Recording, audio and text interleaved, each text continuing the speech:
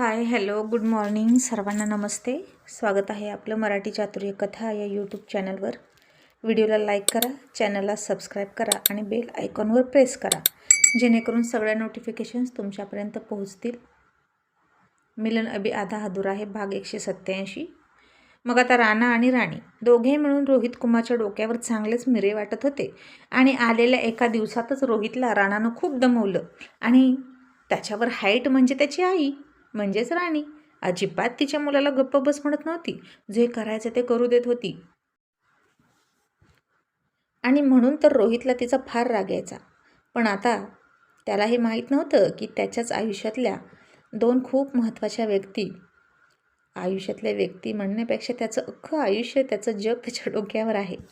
आणि रोहित प्रचंड चिडला होता. आणि आता या बाईला आणि तिच्या मुलाला एकदा गंमत दाखवावीच लागेल आणि माझा हिसका दाखवून द्यावा लागेल असं रोहित म्हणाला आणि तनतन करत होता. आणि त्याचा नोकर म्हणाला, साहेब तुम्ही तर आमदार आहात की एका चुटकीसरशी तिला इथून काढून टाका. आणि रोहित त्या नोकराला म्हणाला, 1 मिनिट, तू तिला सांगितलंस का मी आमदार आहे? नोकर म्हणाला, नाही साहेब, अजून तरी नाही सांगितलं. आणि मला नाही वाटत तुम्ही आमदार आहात हे कळल्यावर तरी ती घाबरेल. खूपच भन्नाट भानू वाटली. आणि मुंबईमध्ये अशा तिखट मिरची असलेल्या मुली फार कमी बघायला मिळतात. ही मुलगी कुणाच्या बापाला पण घाबरत नाही असं वाटलं. आणि तिच्याही पुढे जाऊन तिचा तो मुलगा. रोहित म्हणाला, काय नाव आहे रे त्याचं? आणि त्या मुलीचं काय नाव आहे? नोकर म्हणाला, आता तिचं काही माहीत नाही साहेब, पण तिच्या मुलाला राणा राणा म्हणते. आणि रोहित उपरोधिकपणे हसून म्हणाला, राणा? जणू काही एखाद्या राजघराण्याचा वारसदार असल्यासारखं नाव ठेवलंय राणा. बरं चल जाऊ दे, मी आता बाहेर जातो म्हणजे दिवसभर यांची कटकट नसेल डोक्यावर आणि माझ्या डोक्याला शांतता तरी लाभेल असं म्हणून रोहित तयार होऊन बाहेर पडला. पण आता त्याच्यानंतर राणी राणासुद्धा स्कूलसाठी ऑफिससाठी बाहेर पडली की. आणि रोहित सोबतच त्याच्या डोक्यावरची ती कटकट बाहेर पडली. आणि जेव्हा रोहित घरात येणार होता संध्याकाळी, तेव्हा ती कटकटसुद्धा घरात येणार होती आणि पुन्हा त्याच्या डोक्यावर बसणार होती. आणि मग दिवसभर रोहित इकडे तिकडे फिरला, काही महत्त्वाची कामं केली, कारखान्याच्या, फॅक्टरीचे, पेट्रोल पंपाचे जे काही काम असेल ती केली. आणि इतक्यात त्याला टिंगूचा फोन आला, कारण टिंगूला कळालं की रोहित आता मुंबईला निघून गेला आहे. आणि टिंगूने फोन केला, रोहितनं घेतला आणि टिंगू म्हणाला, रोहित सॉरी आमदार साहेब, अहो तुम्ही मला सोडून का गेलात? मी तुमचा PA आहे ना, मी तुमच्यासोबत सावलीसारखा राहायला पाहिजे ना. आणि रोहित म्हणाला, हे बघ आता काहीच महत्त्वाचं काम नाही आणि मी आलोय घरच्या कटकटीला वैतागून. तसा टिंगू काहीच न करून म्हणाला, म्हणजे? रोहित म्हणाला, अरे आईनं त्या मेघनाला घरात आणून ठेवली आहे माझं मन वळवण्यासाठी आणि मला त्या मुलीचं तोंड 5 मिनटंसुद्धा बघायचं नाही. का कुणास ठाऊक, पण मला ती नाही आवडत. आणि टिंगू हसून म्हणाला, मग कोण आवडतं साहेब?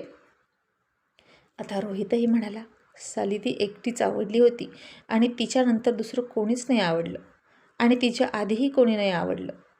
टिंगू म्हणाला, याचा अर्थ ती अजूनही मनात आहे. रोहित म्हणाला, आहे पण प्रेम नाही. प्रेम म्हणून नाही, तिरस्कार म्हणून आहे.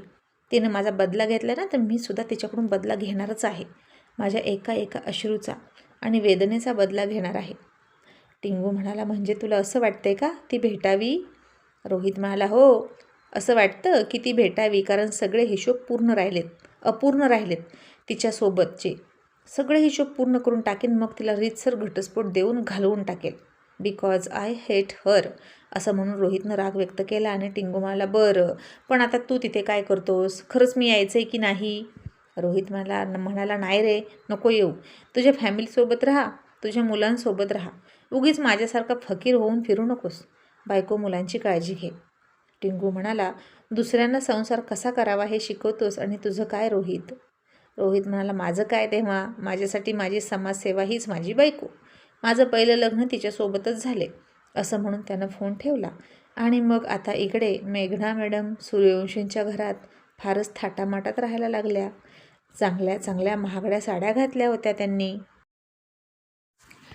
आणि गेस्ट होती ती तरीही किचनमध्ये शिरली. तिथं सपना सोनम होत्या आणि त्यांच्यासोबत उभा राहिली आणि म्हणाली, किती छान वाटते ना सपनाताई? तुम्ही, मी आणि सोनम आपण घरच्या तिघीही सुना एकत्र अशा किचनमध्ये सणासुदीला स्वयंपाक करत असू तेव्हा छान वाटतं ना, घर भरल्यासारखं वाटतं. आणि आता तिच्याकडे चकित होऊन बघितलं आणि मेघनानं सोनमला लगेच सोनम अशी हाक मारली आणि सोनम म्हणाली, एक्सक्यूज मी, तुम्ही मला मॅडम न म्हणता डायरेक्ट नावाने हाक मारायला सुरुवात केली का?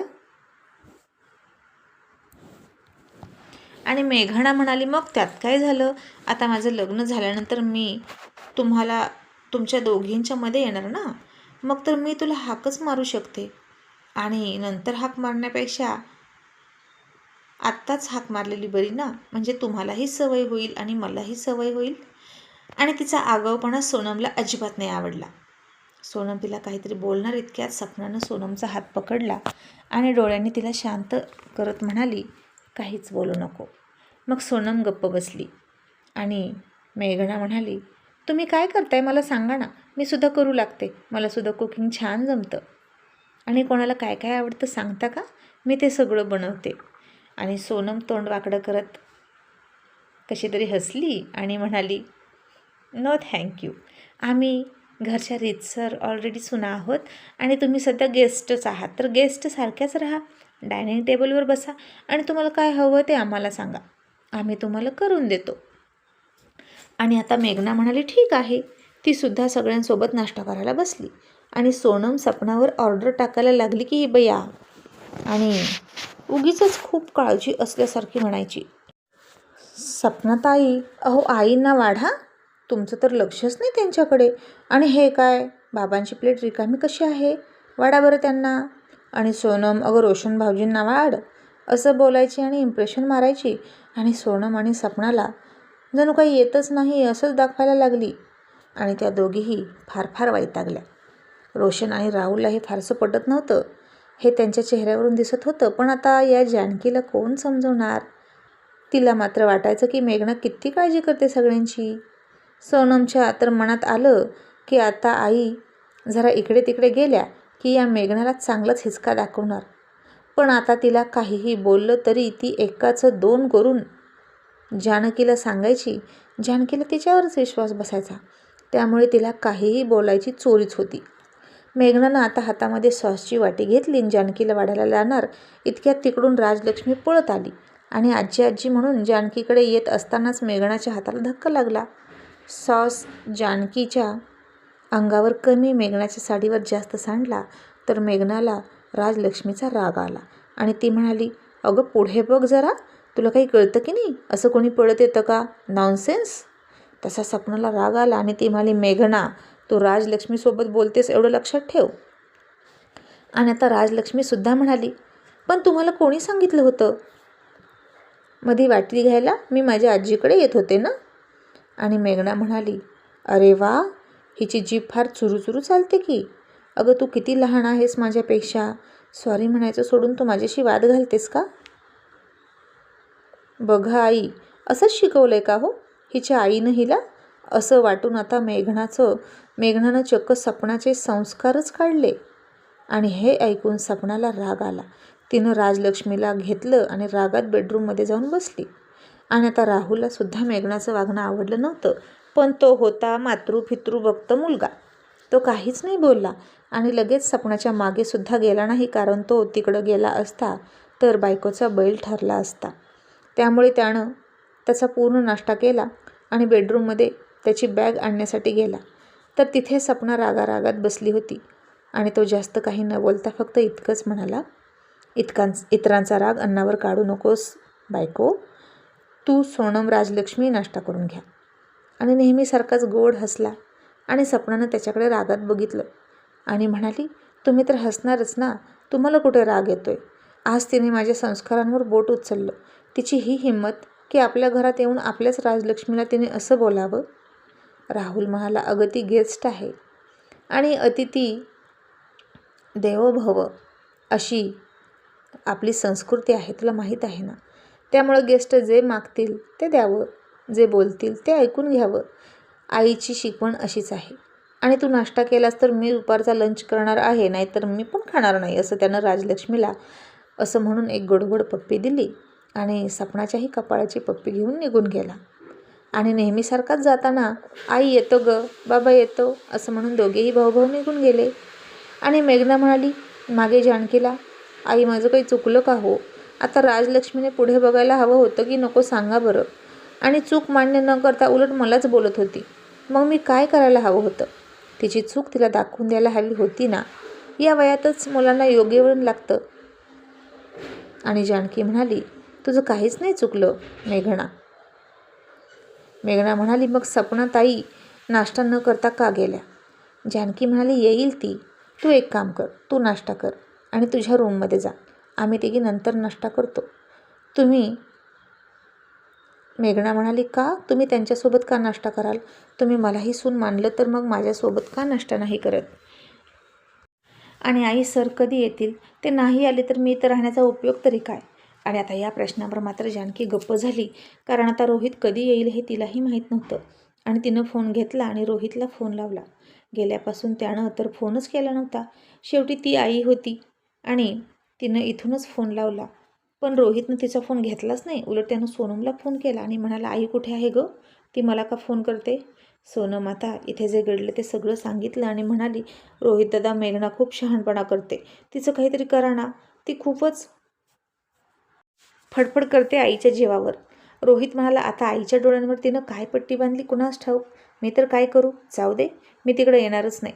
मला वाटलं काही एमर्जन्सी आहे की काय म्हणून ती फोन करते.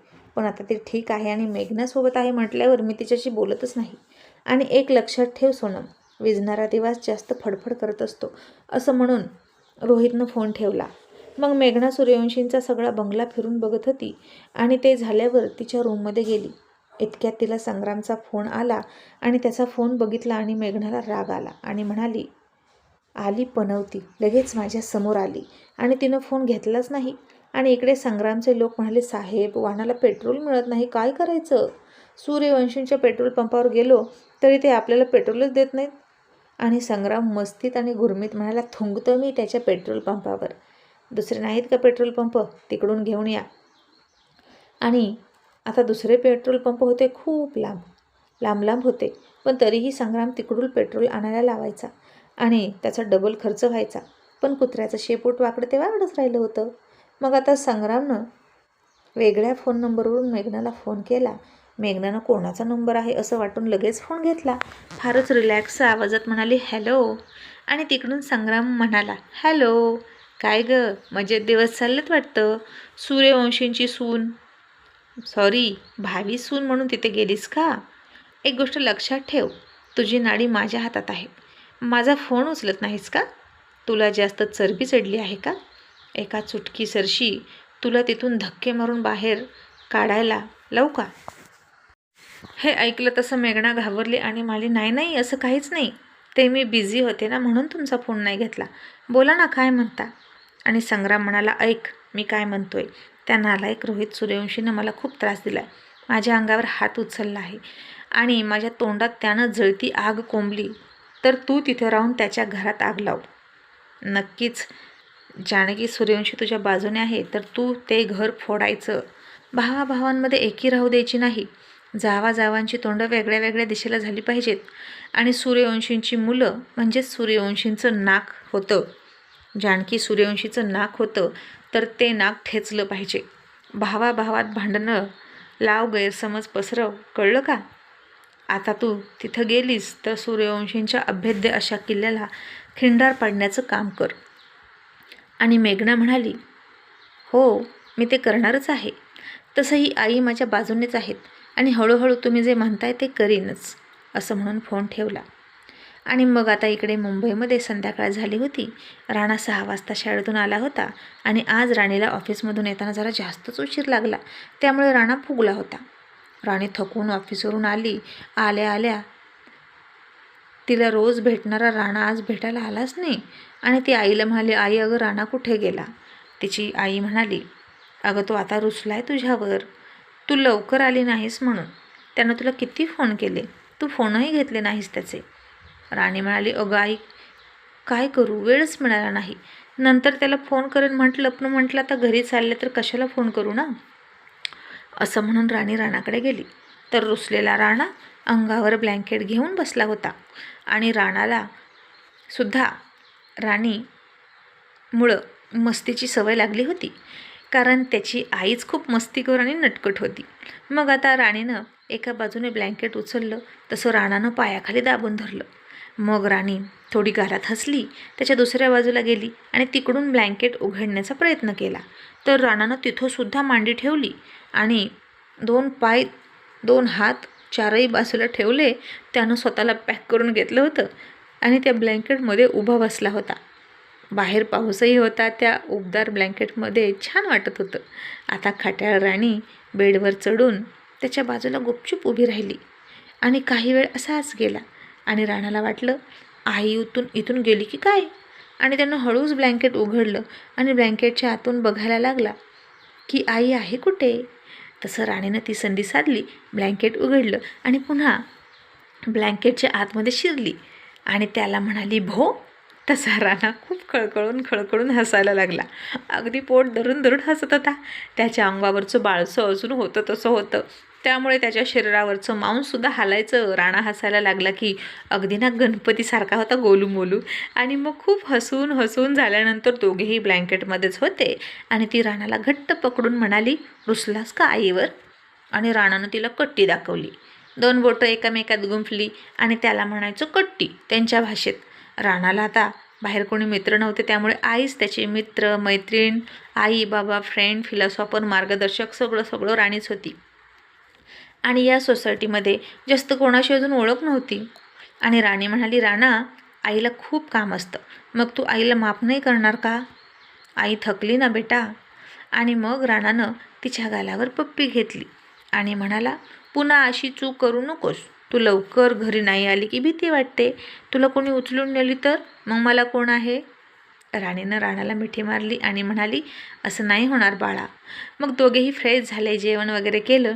त्यांचं जेवण सुरू असतानाच रोहित कुमार आले, त्यांच्या फ्लॅटमध्ये शिरले आणि आतमध्ये जाताच त्यानं वरच्या फ्लॅटकडे बघितलं आणि अक्षरशः देवालाच हात जोडले आणि आतमध्ये शिरला तसा इकडे खाऊन राणा उभा राहिला आणि म्हणाला आई मस्ती टाईम.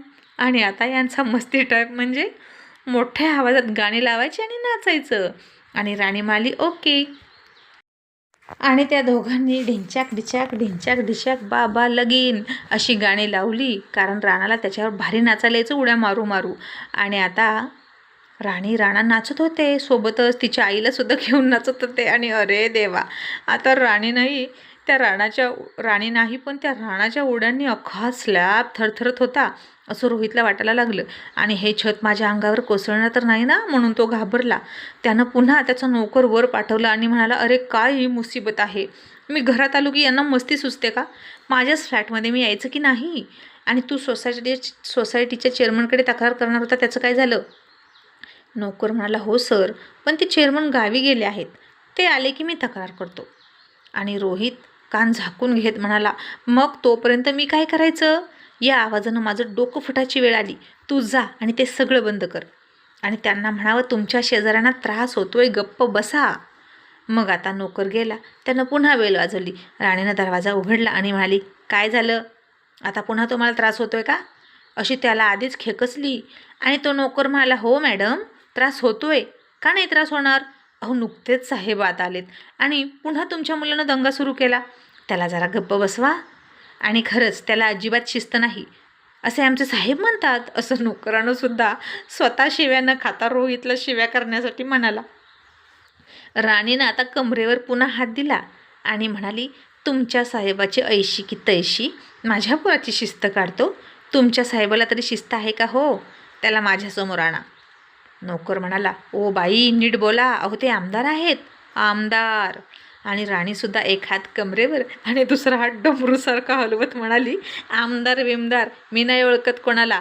आणि त्यांना म्हणावं इतकाच त्रास होत असेल आणि तुम्ही आमदार असाल तर दुसरीकडे जाऊन फ्लॅट घ्या आणि राहा. हा फ्लॅट माझ्या कंपनीनं मला दिला, मी इथेच राहणार आणि माझ्या मुलाचा एन्जॉय होईपर्यंत, नाचून होईपर्यंत मी गप्प बसणार नाही, तो नाचणार. तुमच्या साहेबांना म्हणावं माझा मुलगा नाचेपर्यंत बाहेर जाऊन बसा. आणि राणी ऐकतच नव्हती. तो नोकर पुन्हा गेला सांगायला रोहितला जसंच्या तसं सांगितलं. आणि रोहित म्हणाला अरे देवा, कोण आहे ही उद्धट बाई. तू एक काम कर, तिला माझं नाव सांगून ये. तिला सांगून ये की विधानसभेतले सगळ्यात स्फोटक आमदार रोहित मल्हारराव सूर्यवंशी खाली राहतात. आता नोकर गेला आणि त्यानं पुन्हा बेल वाजवली.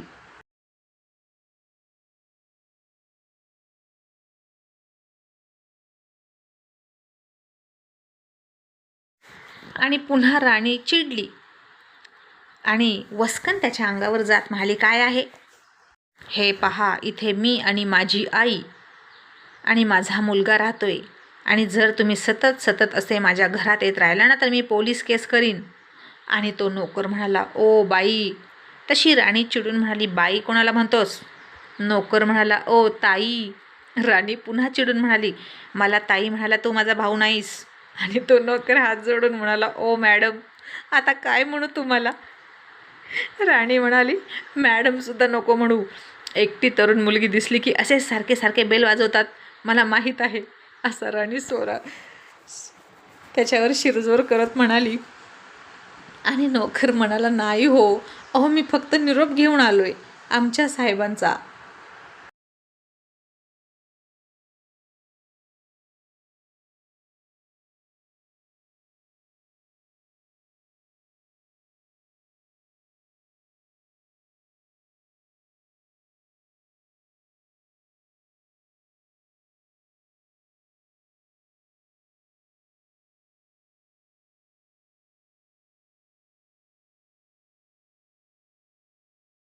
आणि राणी म्हणाली, काय आहे तुझ्या साहेबांचा निरोप? सांग पटकन आणि निघ. आणि तो नोकर म्हणाला, आमच्या साहेबांनी सांगितलंय की त्यांचं नाव तुम्हाला सांगायला, म्हणजे तुम्ही घाबरावं. असा तो नोकर बावळटसारखा म्हणाला. आणि आता राणीसुद्धा बहादरीन होती. कमरेवर हात देऊन म्हणाली, बोल, कोण आहे तुझा साहेब? देवेंद्र आहे की कुबेर आहे? आणि तो म्हणाला, यापैकी कोणीच नाही.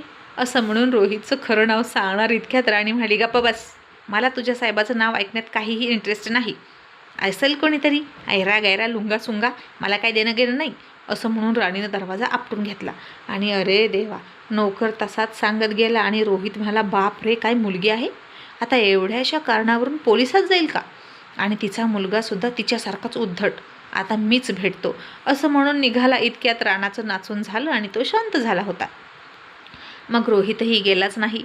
आणि मग राणी आता थकली होती, झोपली होती. आणि राणा हळूच झोपेतून उठला आणि बदमाश फ्रीजकडे गेला. चोरून चोरून चॉकलेट खात होता.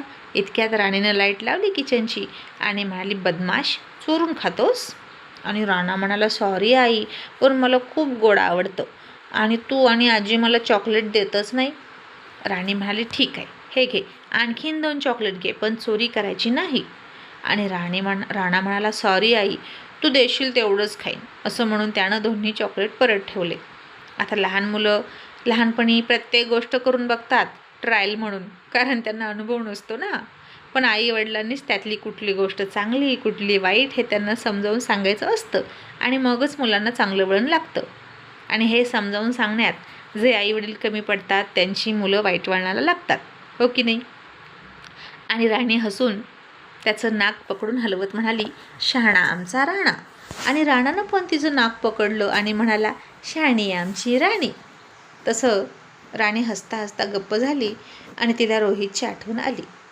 तिनं राणाला मिठी मारली आणि तिच्या डोळ्यात पाणी आलं. मग त्या रात्री राणा झोपला. रोहितसुद्धा ड्रिंक करून जेवण करून निश्चिंत होऊन झोपला. आणि पुन्हा सकाळी सकाळी राणा वेट लिफ्टिंग करायला गेला. वजनं आपटायला लागला आणि रोहित झोपेत आहे तोपर्यंतच राणाचा एक्सरसाइज सुरू झाला आणि रोहितची झोपमोड झाली. आणि रोहितने नोकराला विचारलं तर नोकर म्हणाला, साहेब, बहुतेक वेट लिफ्टिंग करत असेल तो. रोहित म्हणाला, आता ही बाई तिच्या मुलाला पैलवान बनवते की काय? आधीच उद्धट आहे, त्यात पैलवान, मग काय विचारायलाच नको. कोणावर गेला असेल कार्ट कुणास ठाऊक. त्याची आई तर आगाव आहेच, पण त्याचा बापसुद्धा असाच आगाव असणार. आणि नोकरसुद्धा म्हणाला, काय माहीत साहेब कोणाची औलाद आहे, मला तर वाटतं झुटिंगाची असावी, अहो ऐकतच नाही. असं म्हणून नोकरानं जीभ चावली आणि म्हणाला, बापरे, त्याच्या आईनं जर हे ऐकलं ना तर काही खरं नाही, फास लावेल एखाद्याला.